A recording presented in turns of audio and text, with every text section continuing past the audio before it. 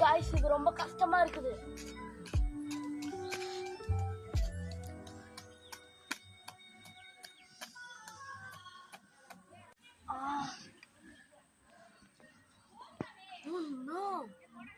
என்ன விஷயம் யோசிக்கிறீங்களா? இப்பதான் கைஸ் எனக்கு ஒரு சோகமான விஷயம் தெரியுது.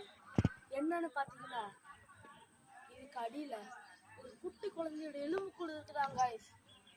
நம்பிட்டீங்களா கைஸ்? சும்மா சொன்னேன். இது பாதாள சாக்கடையா கைஸ்? இவ்வளவு ஒரு சோகமான விஷயத்த நான் எதிர்பார்க்கவே இல்லை.